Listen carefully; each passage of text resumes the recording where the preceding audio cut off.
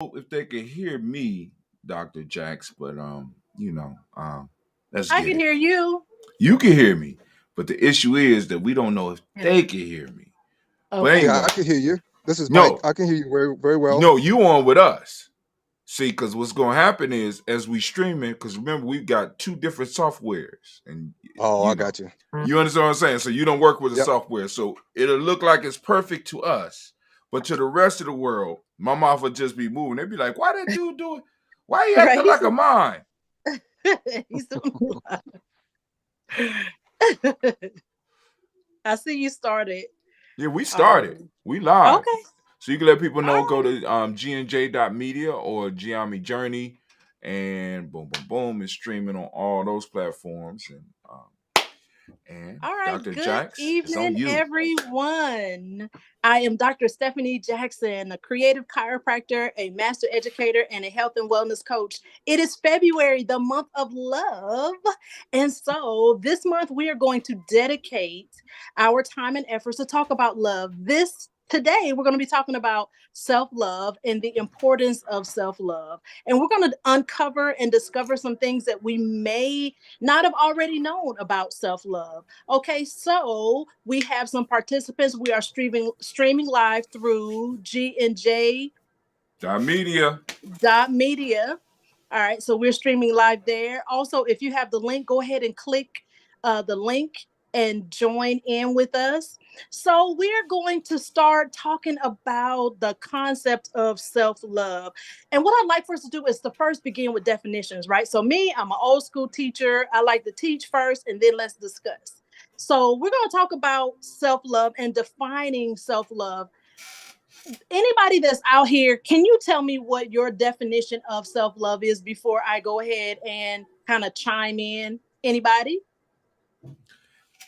Adoring yourself. Adoring Yeah. yourself. I don't want to use the word in the definition. So to adore. To To adore. to adore you. Um, So, For me, it's self-respect and open up to others being able to love you. Mr. Mike Williams, that is such a great definition, along with Brother Hatem, adoring yourself and self respect. Self love is the profound practice, like what you both said, of cultivating a positive and compassionate relationship with yourself. So, mm, like Brother Hatem said, adoring yourself. It involves acknowledging and accepting one's strengths, their weaknesses, and your imperfections while prioritizing personal well being and happiness. So, this extends beyond just your mere self esteem. This extends beyond, adorning yourself.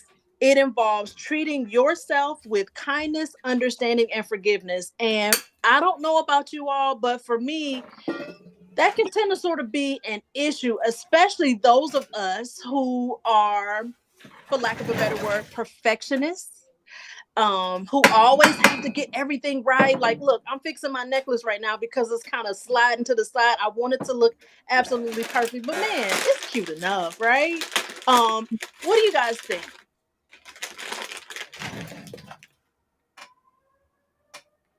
Okay, we have some comments here. uh-oh. All right. One person says practicing self love encompasses self care, it encompasses setting boundaries. Here on Sofa Chat, we often talk about setting boundaries. And for me, that's a day to day thing, right? Because some days I'm a little more firm, and then other days I'm a little more fluid in terms of boundaries. Like it's not really bothering me as much. So I don't feel as if I need to, put the smack down. All right. By nurturing a loving connection with yourself, individuals can enhance their mental, emotional, physical well being, laying the foundation for a more fulfilling love. All right. So, I would like for us to talk about the connection between our physical, emotional, spiritual bodies and self love. Can we make a connection there? We have to. Okay.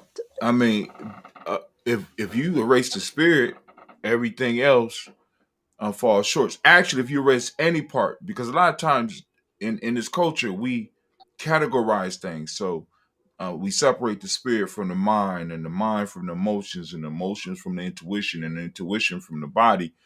Not realizing that when we isolate any one of them, we weaken the whole thing. So you can have people who are spiritually in love with themselves, supposedly, but their bodies is falling apart. How is that love? You can have people who are physically fit and excellent physical specimens, but when it comes to emotions, they are horrible to not only themselves but to other people. And we have run into people where they fall short because they are not exercising all five parts of the being. Now, one of the things I've been working on a blog for my private group, and it's called The Tools of Oppression. And there's a dude out of Atlanta, and he is in charge of. He has a school called a school that's run up under his organization called the Aya Institute. Last name is Matamiso. I can't remember. I'm trying to remember his name. Brilliant brother, and he says there's 6 basic emotions. And we are caught in 3. Um, mad, sad, and scared. All the other emotions could fit in between those, and we are oppression causes us to be mad, causes us to be sad, causes us mad, sad, and scared all the time. So we God. can't express or really embrace the positive sides of that. And in order to really love ourselves, we got to be able to get to the positive side of those emotions, because if we leave the emotions out, once again, we're not healthy. Let me shut up. I'm sorry. No, no, no, no. Because guess what? I would like to, based on what you said, I'd like for us to maybe see if we can make a connection between the mad, the sad, and the scared, and how it's always within us. And how does that impact? Because this month of February is a month of love, but it's also the month of Black History Month. So how has that impacted us? Say, as a culture, as a group, as a people, how has the mass where does mad, sad, and scared show up for us? How does that show up for us? Because like I said, he's in Atlanta. When we come to Atlanta, I'm gonna go visit him and his beautiful wife. Um, but my mind is slipping. I can't get the name right. But the name of, for anybody that's interested, is the Aya Institute, and he's in Atlanta, and he does a intense training on this. And he talks about mad, sad, and scared. And he says, okay, cool. So what we have to be able to do is identify, because a lot of times we be mixing up emotions, and because we mix them up, we can't really deal with them, because I might be dealing with something thinking that I'm mad, but I'm actually not mad. So he gives you the qualifier. He says, what does being mad means? When I'm mad, it means that in some form or fashion I have been violated. So when you're looking at yourself, you think you're mad, you got to ask yourself the question, am I really mad? Because what's the violation? And Hmm. many of us, if we think about it, many times we thought we were mad, but in fact, we weren't mad because there was no violation. So we're feeling one of the other two. So you got mad, which the question is, what's the violation? You can't answer that. You go to the next one. Sad. Sad. I'm sad. Why? Sad comes with loss. What is the loss? Many of us are dealing with sadness, thinking that is anger, thinking that is mad, when in fact we are scared. Oh, my fault. We have lost something and we can't admit it. And the last one is, we got mad, sad, and scared. Scared is, what's the danger? Right? So now when you start really learning how to identify those, it gives you tools so that you can actually start dealing with some of this oppression that's coming from the outside, as well as the impression that's coming from the inside. So Absolutely, absolutely. And that brings me to the point of, you know, because I'm a health person, a healthcare person, I'm always uh concerned or always interested in how things are going to affect us in our bodies, right? So the subject here is that the body keeps the score. So everything that we do, our bodies remember, right? So the concept of the body keeps a score was popularized by the psychiatrist and this trauma expert. His name was Dr. Vanderkolk.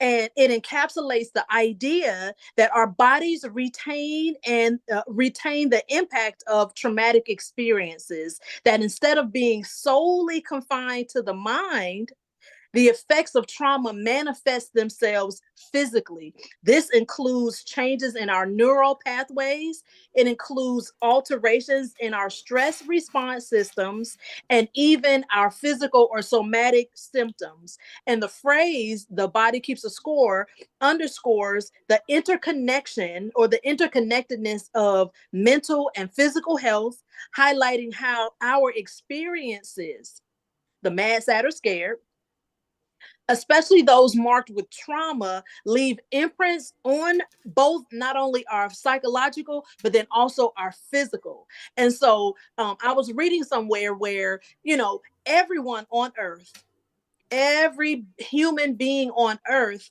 we have parents, we have grandparents. We can actually go back. If we were to go back 14 generations, who I am today is who my mother was, my grandmother was, my great grandmother, all the way back 14 generations, and not just on my mom's side, but then also on my dad's side. So I am a combination, a compilation, an accumulation of every person that came before me, not just in looks, not just in hair texture, not just in physical abilities, but then also those experiences that they felt. So if they felt mad, if they felt sad, if they felt scared, if they felt love, if they felt hate, any of those things, any of the experiences that they've captured, they're somewhere inside of us. And so, my thing is, I already have children, right?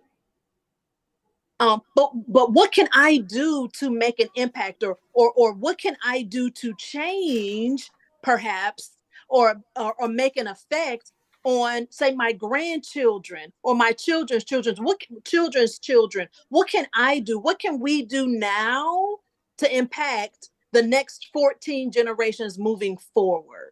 Is there something? Hey, Dr. Karasay. Hi. Hi.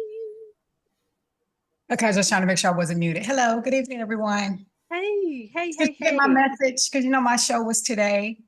And then I just left Senator Holscher's campaign kickoff event. So Okay.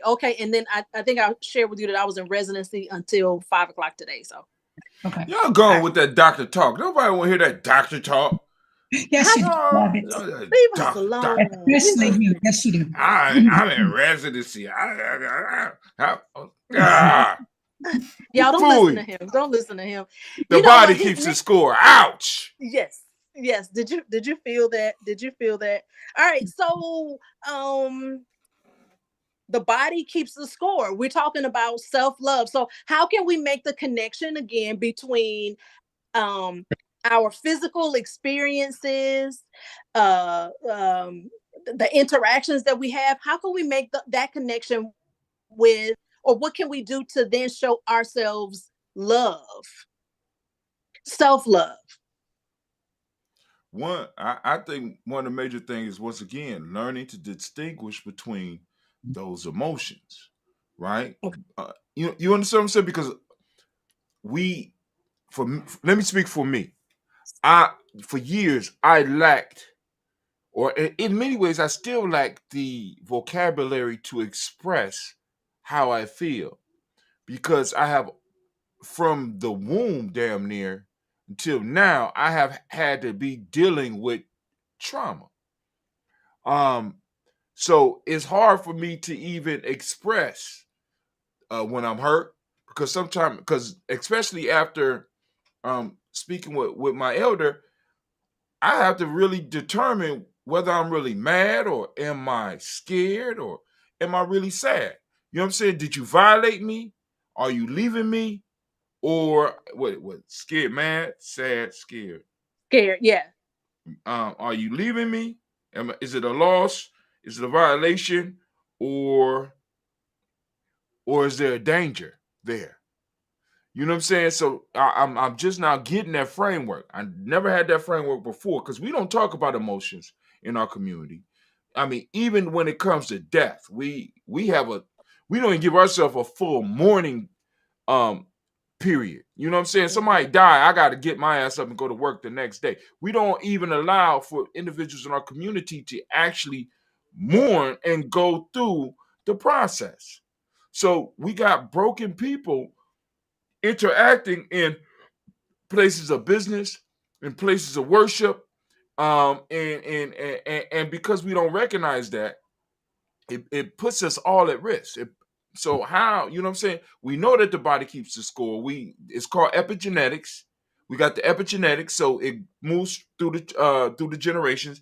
Then your body, personal body, has all the trauma that you have went through that's in it, encased in it. You know what I'm saying? That you pass on to the next generation. So we have to start learning how to talk about some of these pains and some of these emotions that we're going through. And I'll stop. So I wanted to ask a question because from my studies, I learned that there were two emotions. So you're saying, Brother Hatim is saying that there are two emotions. No, I'm Not saying, two emotions.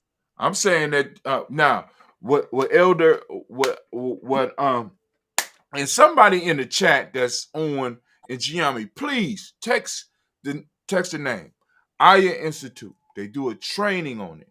He talked about 6 basic emotions. Now, of course, they mix and there's a whole bunch of others, but he's giving us basics. So he got mad, sad, and scared on one side, and he got peace, power, and joy on the other. Right? 6 basic emotions that we are able to, that he could give you the compass to help you find what you are feeling and how to deal with it. You know what I'm saying? So, Well, I was going to add, like, years ago, I learned that there were like two extremes. There's either like how we behave, how we move is based on two things. Is either out of fear or out of love. Um, let's see. Can anyone speak to that? And is there a difference between those two, fear and love, compared to mad, sad, and scared? no, it's a well, I mean it's still, all these are still breaking down. There's a polarity because each Right. one of those negative 3 line up with those positive 3, so that we're still dealing with a polarity. Either I'm operating out of love or I'm operating out what you say, love or what? It's either love, or it's either fear or love. Fear or love. All of our actions, yes. So now check this out. What happens? Because like I said, that's kind of a limiting vocabulary as far as emotions. Either I'm I operating in agree. love. Or, you understand what I'm saying? Right. Because it's true, but what about when those other emotions that we feel? Because we know because all of us have experienced some fear before. You know what I'm Right. saying? Some of us have experienced loss. Some of us have experienced a lack of being powerful. Right. Felt sadness before. So, what the elder has done, he has given us a vocabulary where we can actually use to have a discussion within ourselves, as well as have a discussion with the significant others in our lives. You know what I'm saying? At first I thought I was mad at you, right? But I had a mixture between fear, you know what I'm saying? Because I lost you, as well as and sadness. I lost you. You know what I'm saying? What is it? Sad is what's the loss, and fear is what's the danger. I mixed those two. You're gone. I missed you, and the danger. You know what I'm saying? What's the danger? Damn, I ain't got you to lean on no more. So many times, not being able to voice what I'm feeling emotionally can affect me physically. You understand what I'm saying? And it can affect me mentally, because especially being coming through the Generation X. I'm a Generation X black man coming through a Generation X black man. I've learned how to push my emotions down. But even though I'm pushing Right. them down, it doesn't mean that they're not affecting me. And it Right. doesn't mean that they don't leak out sometimes. Right. Because 2023 was a year of leaking out emotions for me.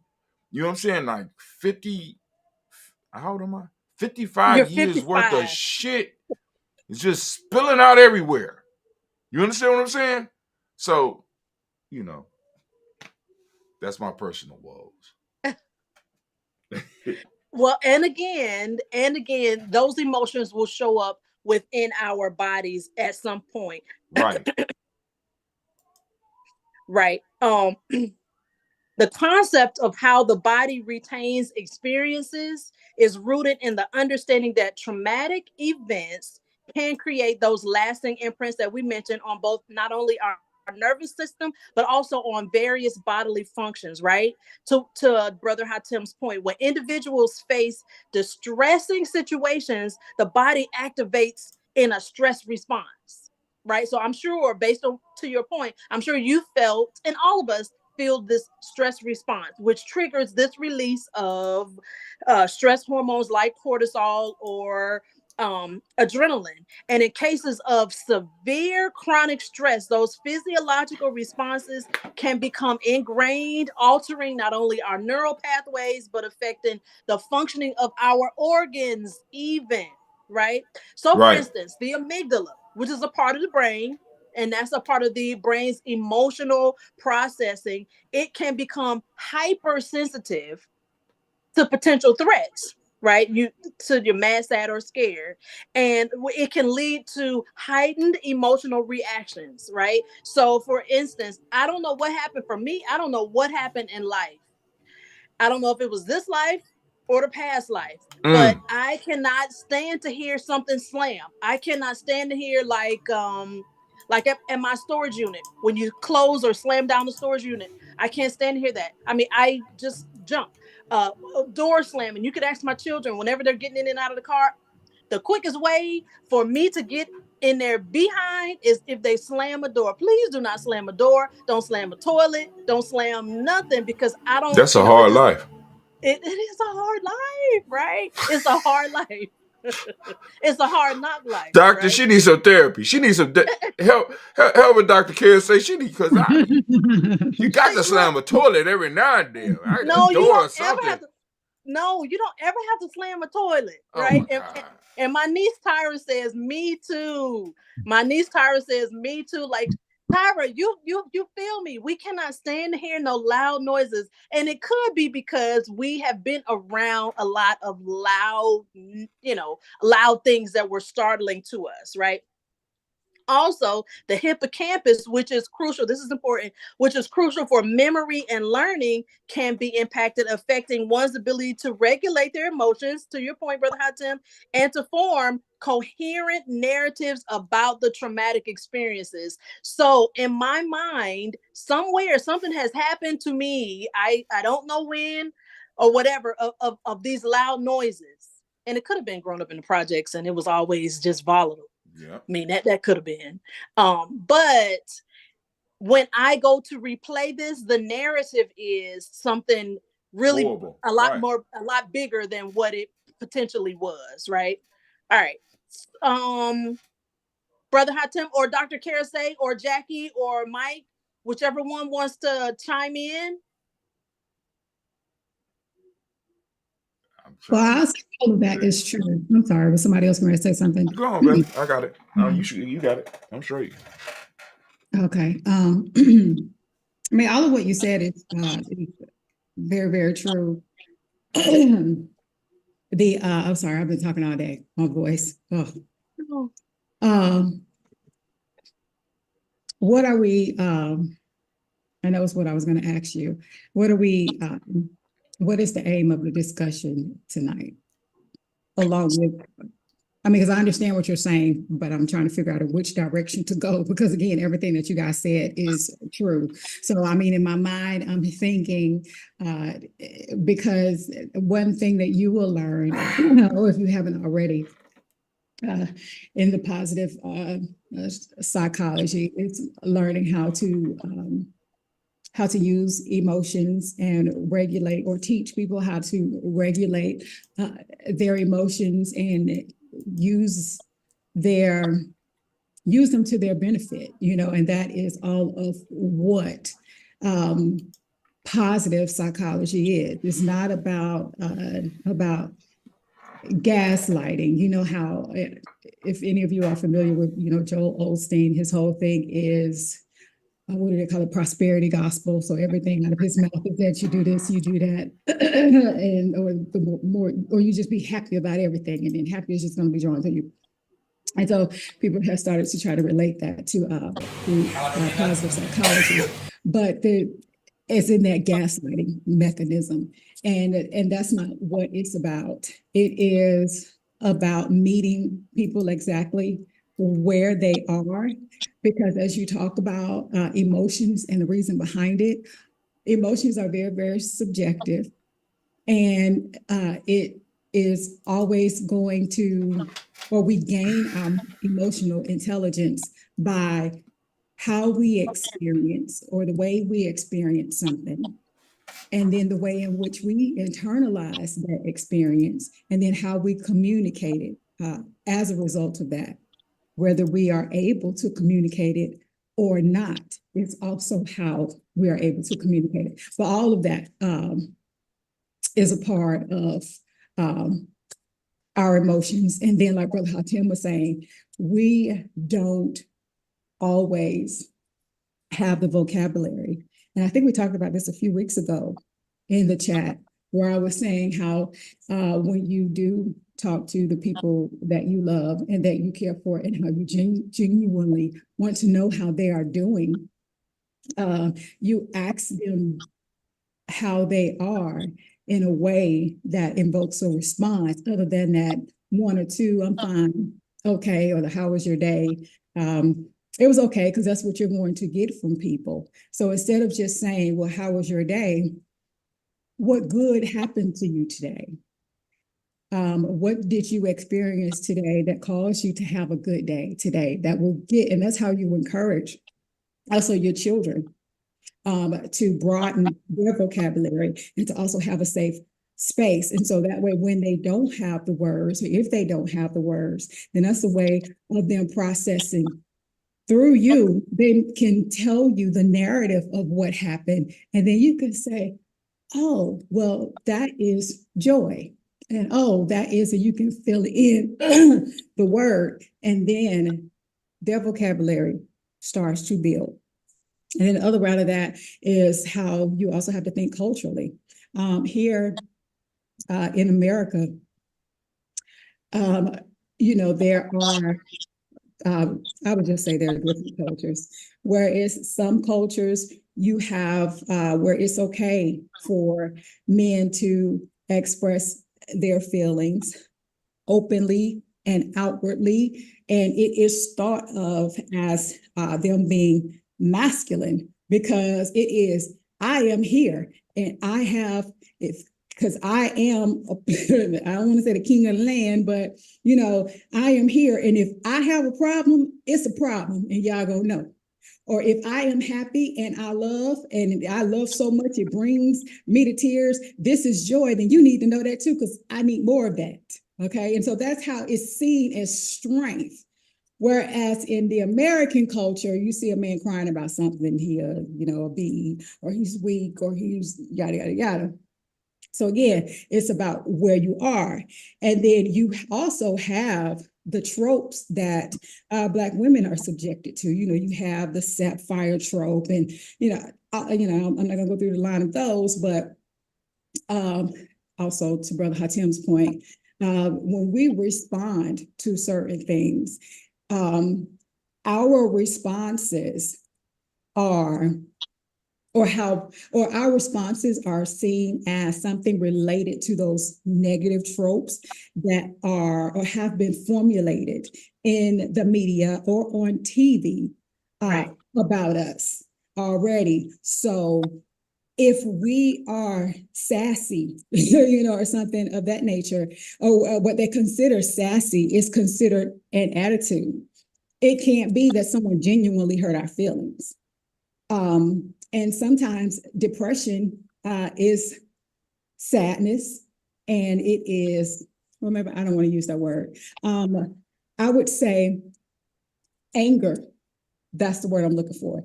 Anger in Black women is seen as aggression when it is it's really depression, or it is a response. It is their sadness response to anger. And it could, just be a part of that fight or flight. It is stay away, but come closer. I need help, but I also, something in you, I recognize that you are part of the reason why I don't feel safe right now. So I'm not sure, if I want you here because I'm trying to figure it out.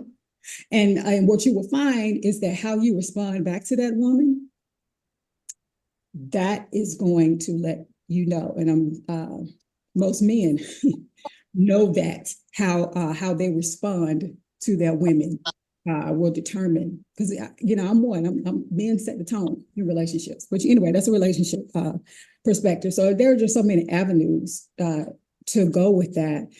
But also back to positive psychology, there's something in that that is called exposure therapy.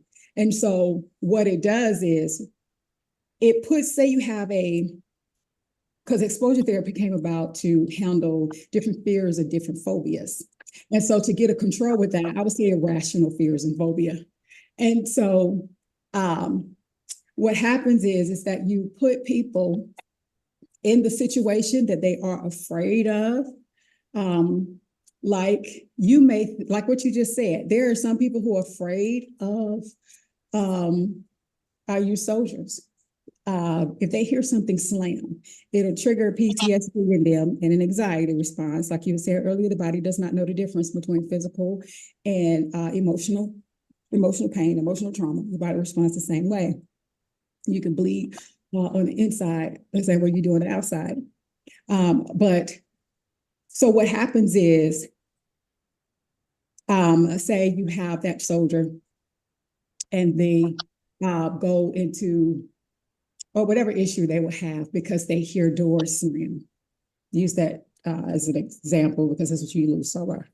And so they just have this irrational fear. They don't want to leave their home, whatever the case may be.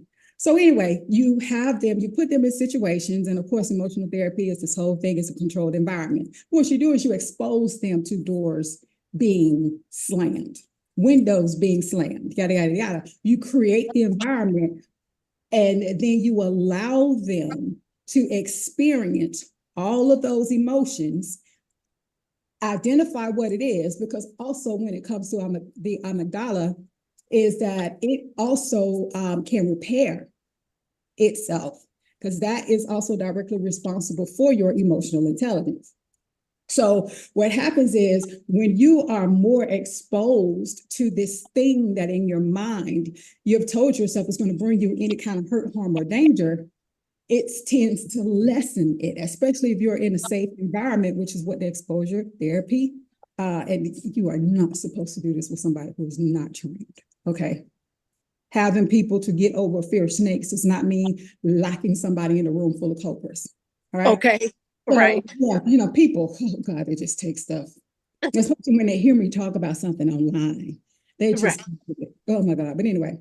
Right. So you rationalize it. It doesn't mean that the fear is going to go away, because guess what? If you do hear a gunshot, you're not supposed to sit there and go, oh, they're shooting. That's just a gunshot, right? Beautiful. Yeah, right. You're supposed to do that. Again, this is not about the gaslighting. It's about putting it into perspective, and then knowing, and so that your clear mind can come about, assess the situation, and then decide what to do from there. So it doesn't mean that everything about you stops and that you are not able to negotiate your thought process when you hear something slam, because it takes you back to war or to whatever. It has you to a point because now you have lessened the extreme, because the exposure therapy is exactly what it is. We've exposed you to the slamming and to all of these noises and to whatever it is, all of these things that have made you or incited these emotions in you. And then you process through it. And then you also process through how you come out of it, because we do not think in you correctly. And then you process. We do not make rational decisions. And then you also we process through fear how you come out of it. Because we do not think in you, and then you process. We do not make rational decisions so that you process through fear how you come out of things out. Because always, tell you and then you process. We do not when it comes to also we process fear how you can out of things out. Because always feel the way you feel. And then you process on the emotional intelligence as far as how you respond, and is it not only rational, but is your response also congruent with not only who you are, because I don't care what civilization says, it should not dictate whether or not your tears are valid because of the color of your skin, or if you are not able to express yourself as fully or show up as fully as you are supposed to, because you're afraid of being seen as whatever adjective that you want to put behind that. But in the way that you respond to that, so that you don't put yourself into further hurt, harm, or danger, because as a 48-year-old woman, I cannot pass out in the middle of the store and start kicking around in a circle if I don't, like a 2-year-old, if I don't get what I want, if I don't like something that happened. And I know that's extreme, but if you think about things that would happen with people our age, women will throw things, men too, or it will become physical aggression, or it can be that silent aggression to where you have people who are sabotaging you in your life, and you don't know anything about it, and you don't find out about it until months or weeks or whatever later. So it's knowing that all of your emotions, whatever they are, they're yours, as long as they are authentically yours, and it's being able to identify them, and then be able to move in a way and learn how to be in environments where you are safe, where you feel safe, because it is okay to not, I don't know if Sister Bobby is on here, but I think it was Sister Bobby, and it was the other one. I can't remember if she was a sower or not, but I told them, I was like, all you can do is what you can do. You have to make sure that you have the best heart posture and that you are communicating your needs effectively, because you can't blame people for things that they do not know. And you cannot expect people to change situations that they aren't aware of. And once you do that, you communicate those things effectively. You do everything that you can do, what you're supposed to do, but then people still come back at you because they still want to just keep stabbing you and keep just making you feel bad over and over and over again for what you did, even though you know that you have sincerely apologized and have sincerely tried to atone for whatever that thing is. It's okay to step away from that relationship. Even if you know you were wrong back then, and it's about, again, your response to that person. It does not mean that you go off on them, because that's taking you back to where you were. It means that you are the healthy one now. You have to give them time to get to that point. But as that happens, your health and wellness means I don't need to be over there. I don't need to be in that environment where I am triggered, or where it's going to take me back to a place where I don't need to be. That is in relationships with your children, that's in relationship with your significant other, that is in your relationship at work, at church. You do not have to keep going back to situations that do not evolve you or that do not allow you to show up whole and full without trying to make you be something that you are not, to acquiesce to their comfort. And Dr. and Sarah, I was going to ask you, look, I'm always taking notes. I don't know if you can see my little notepad here, my little colorful notepad, because you are a wealth of knowledge. I wanted to say to you that what you just said, like that you don't have to, once you've done the best that you could, and once you feel that your heart posture, and I think this is probably my first time actually hearing that terminology, heart posture. And I wrote that down because I think I'm going to add it to my vocabulary. But once you have resolved within yourself, at least emotionally, that you are on the right track, that you have done the best that you could, then you do in fact allow, you just kind of leave it there maybe and give it to the other person and let the other person be held accountable. And to Brother Hatim's point, I can see how there is that connection. I can see how the understanding of whether you are operating out of fear, operating out of mad, sad, or I forgot the last one, mad, sad, or scared.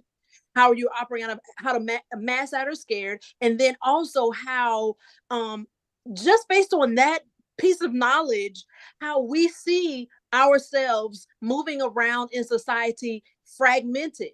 Like we're not completely whole, and we can see that in other people because we're all operating. And like Dr. Karasay said, and Brother Hatim, we don't always have the vocabulary. We don't always know what to say or how to say it.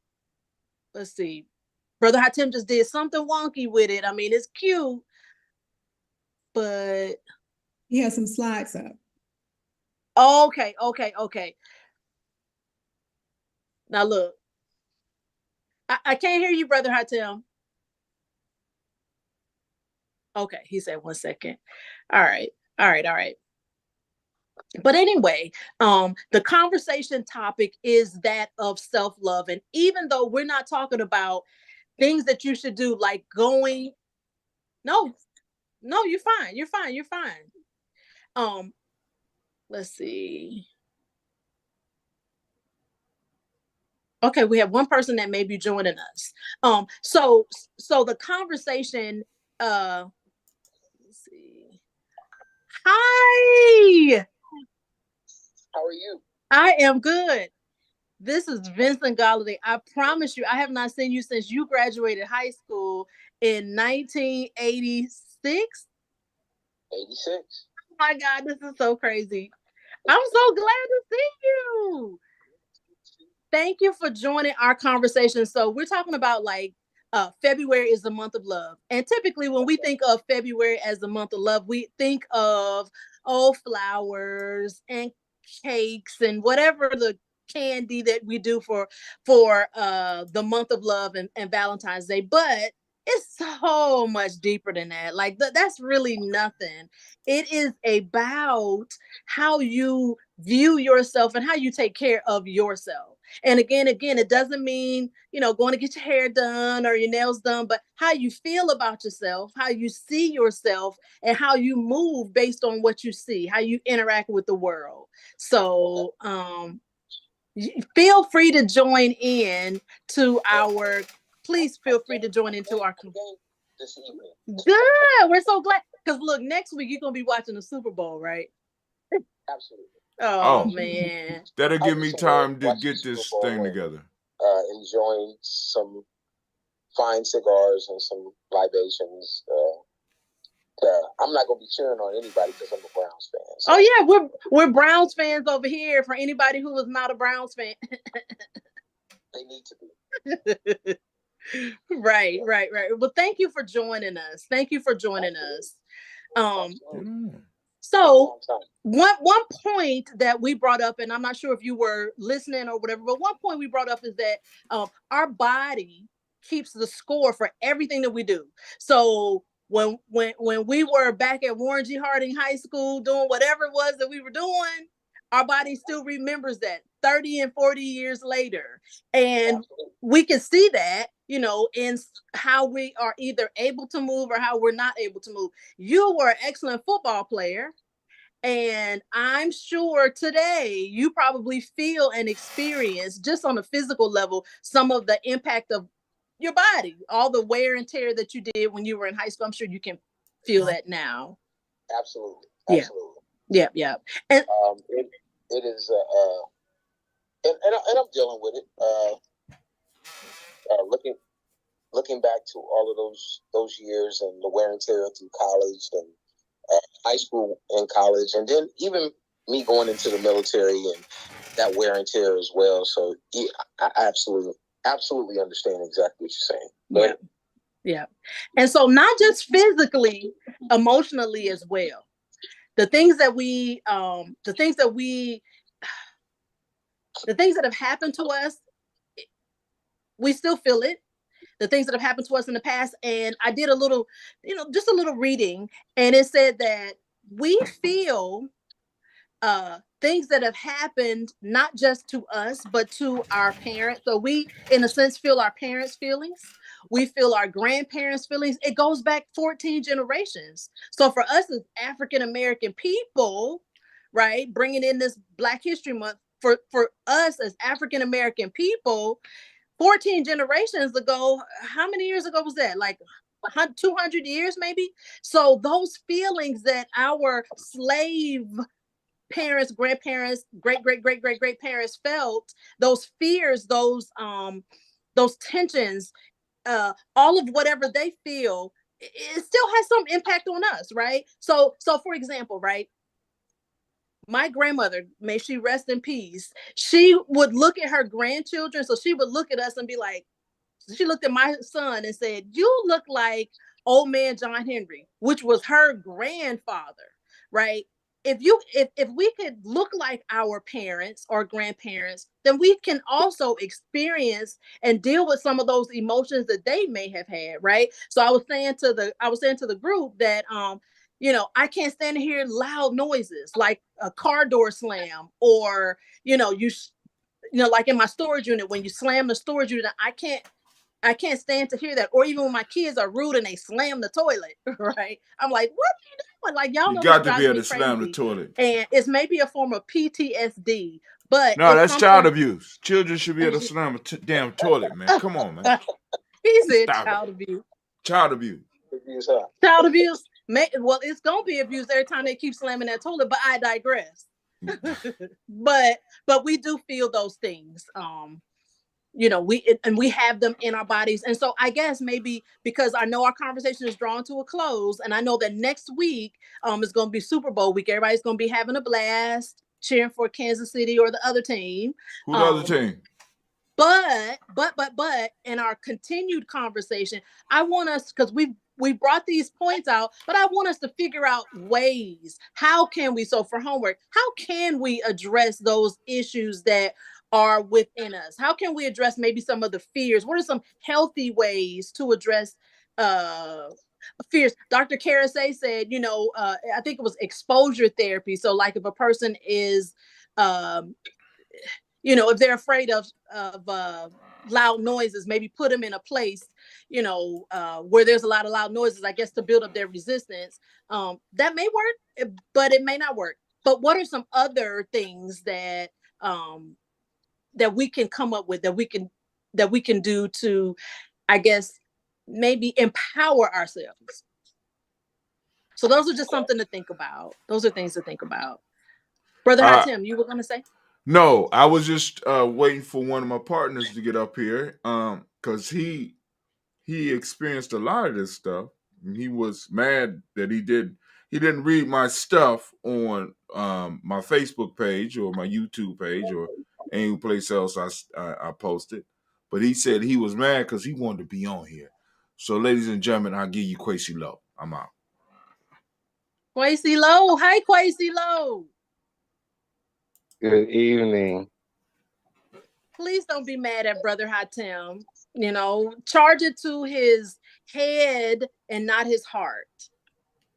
Brother Hot Tim is always being facetious. He knows I'm not mad. Y'all heard? Well, we're Y'all glad hear the you. tone, right? You hear the tone. Yeah. He don't talk like that. That was the fake ass I'm mad voice. I just ain't gonna let all these people know I'm mad. That's that fake ass voice. But go ahead.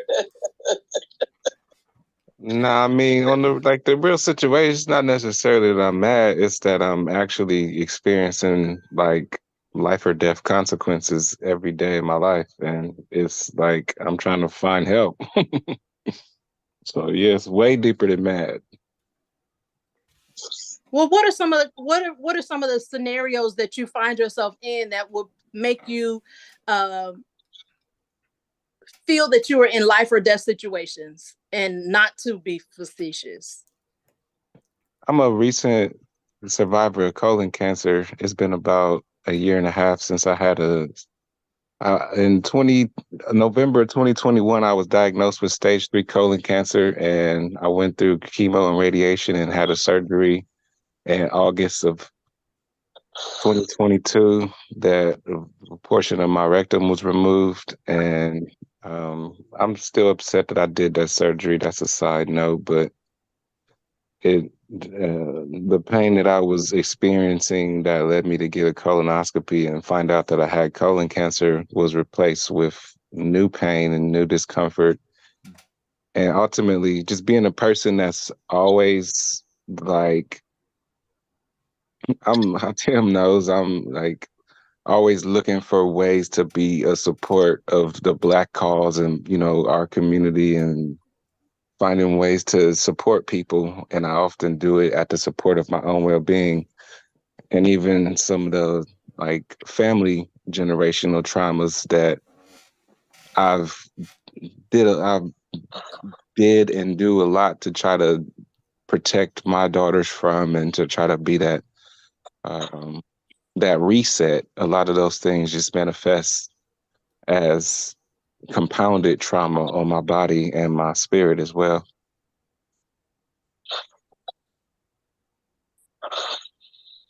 Brother Quasi, I appreciate you being so transparent and sharing with us um, what you are encountering and what you are experiencing. I do. I pray you heal my grandmother and my mother both survived colon cancer. My grandmother, I was really young when it happened to her. I think I was probably like 8 or 9.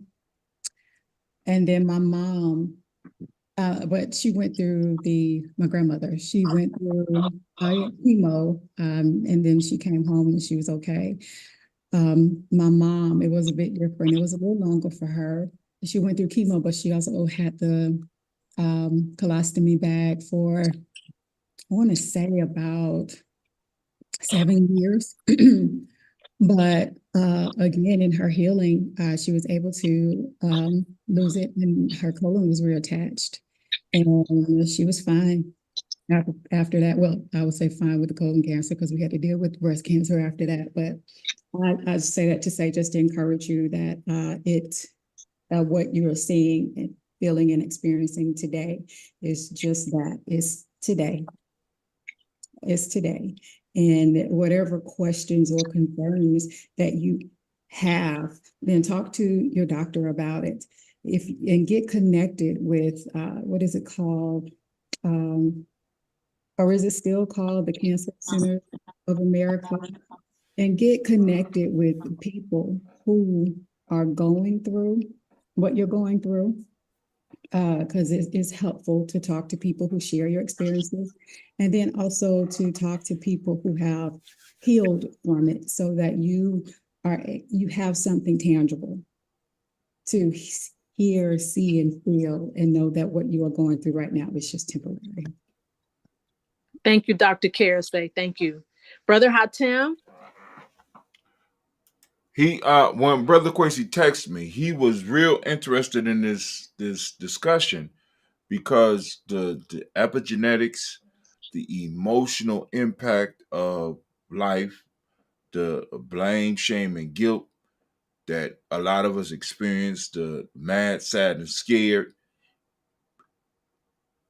have all have all, in a sense, collapsed upon him to where he's experiencing some of the stuff that on a whole nother level, because we all experienced it, but he experienced it on a whole nother level. And he really wanted to be involved with this conversation, because one of the things that he pointed out to me was there's not a lot of places, because we are and have been through what we've been through. Once again, our parents could die and we go to work the next day. Tragic things happen to us and we are supposed to be able to get over it real quick.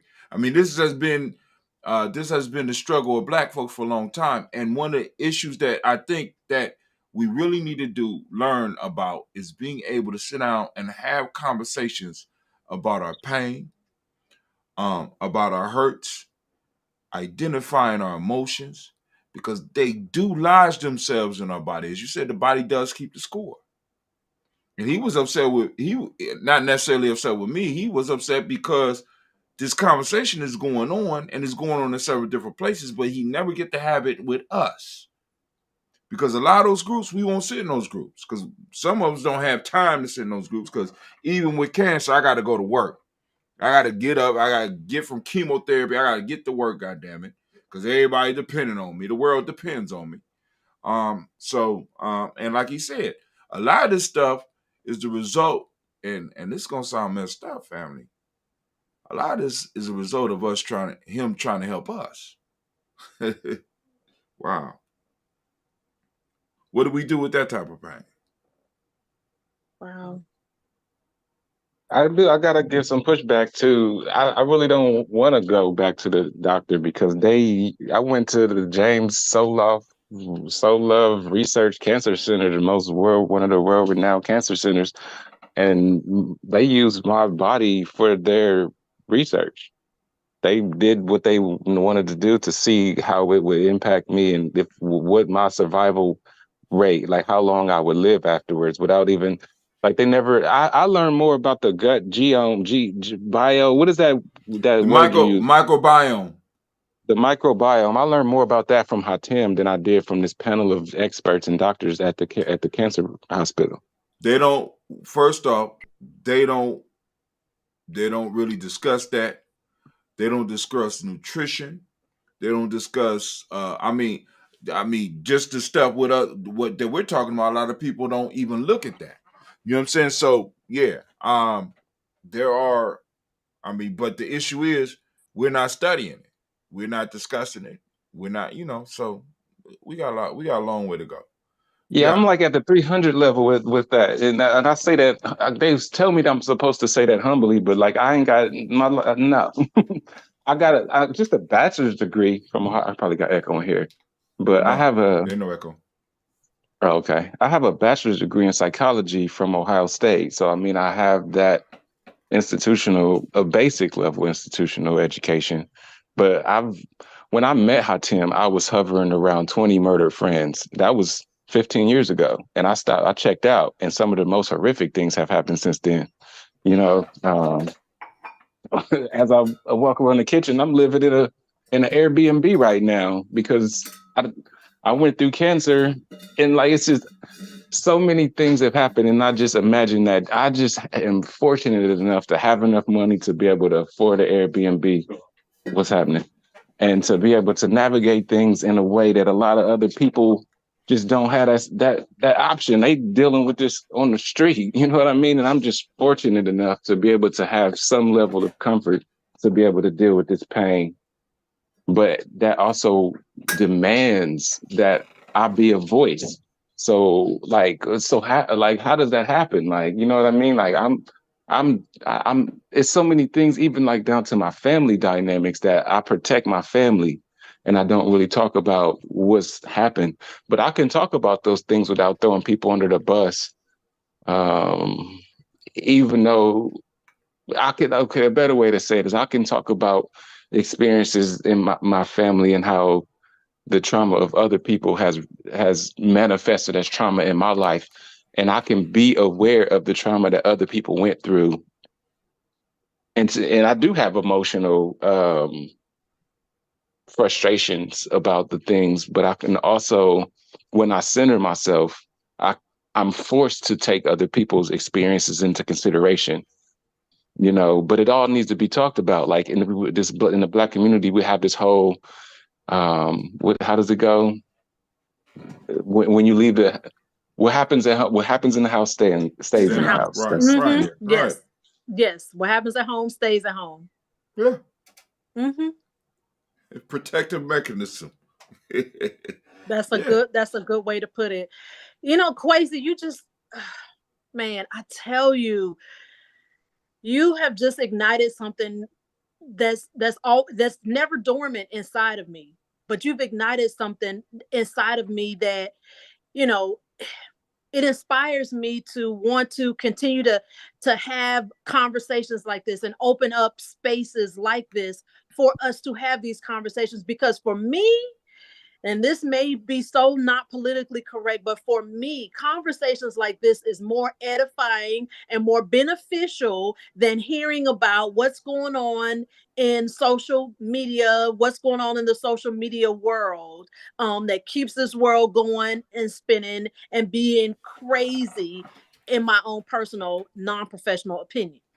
So conversations like this is edifying, it's beneficial. You can carry this conversation from the couch to the community. You can carry this conversation into your homes and then begin to generate discussions amongst your family members, your community, etc. I would like to invite you, Brother Kwesi, to a Thursday conversation that we're going to have, because we're going to go ahead and we're going to conclude this conversation for tonight, but it's not the end of it. It's just the timing that we have. But I would like to invite you to our Thursday conversation at 7 o'clock. Would you be available to come hang out with us on Thursday to continue this conversation? I had a feeling you were going to say at 7. At 7, I'm doing my planning call. I'm doing a citywide spades event to try to get Black people out thinking of things that resonate with Black people, so we can start having these type of conversations where they say you go to where you got to go meet your people where they are. That doesn't always mean physically, like conceptually. People like to play spades. Planning a spades night for February 18th, and we have this next 2 Thursdays to Where, finish our plans. where's the location for this It's space at the tournament? Royal Oak Institute on Parsons Avenue. I can't think of the address. From 7 to 10. I got a flyer. If I can post a flyer on Facebook on this. We just got the flyer finished. It's dope. Right. Please post a flyer, and if it's okay, I wouldn't mind sharing it, and then encourage other people to share it as well, and bring us to your spades championship, or bring us to your spades game on Thursday. Like, let them see us, let us connect, so post your camera there and just have us there with you, because I want to see. I'm not in Columbus. Oh, you're not in Columbus? No, I'm not. Okay. I'm in Atlanta. Okay. This crowd all over the country, bro. You're right. I can do my best. It's going to be from 7 to 8. I can do my best to be there at the beginning of my planning call and tune in with yours at 7:30. No worries. We'd be glad to have you. And then whenever they'll be can. back. We'll be back on here 2 Sundays from now. So like I said, yeah, That's the same day as the spades tournament. Yeah, but then we still got conversation after. We'll work it out. We'll talk. We'll talk and get you on, because like I said, this your thing. You like doing this, so we could build this up. And because there's other people, because the whole piece is, once we start thinking that we're in a silo and we're alone, because many of us, we going through some of the same struggles. We just, you know what I'm saying? We suffer in silence. Differently. Right. We're carrying differently. And suffer in silence. And because we suffer in silence, we don't know that there's other people out there that have either experienced it or going through the very same thing. And in many ways, there's wisdom out there to help us get through it. Because like right now, we're the elders for our conversation, because elders have been through all the issues that we're talking about. Whether we're talking about cancer, whether we're talking about relationship and breakups, divorces, all types of pains and surgeries. we got elders in our community that have been through every last one of these steps, and they could walk us through it. They can walk us through it. It's just a matter of us being patient enough and wise enough to listen to them. I concur. I totally agree. Brother Quasi, Brother Hatim has all your contact information. But if before we go, if you don't mind, maybe drop it in the chat, that would be great. That way we'll be able to communicate with you. But we're going to go ahead and conclude our conversation for tonight. So if you give me just 1 second here. Thank you all so much for joining us here on our sofa chat. We look forward to having you join us on Thursday nights at 7:00 p.m. And we also are here on Sundays at 7:00. We're not going to be here next Sunday because the Super Bowl is going on. And we yield to the great Super Bowl. But God willing, we will look forward to seeing you on either Thursday or Sunday. But thank you so much for joining us. And you guys have a great, great, great night. God bless you. Good night. Okay, that was for Facebook. Okay. I need to say something really quickly. I'll try to be fast, but so just to bring some things into context when it comes to epigenetics, it's an evolving study. Things concerning epigenetics. Do you want this to stay online, or you want me to take it off? Because we still streaming. I could take it off right now, just so we got what you want me to do. Dr. Kersey? I'm asking. Your platform. No, it's not. Okay. Okay. Yeah, whatever you decide. I'm okay. All right, I'm listening, but go ahead. I'm gonna turn it off. Go ahead. Okay. So and I'll be brief. So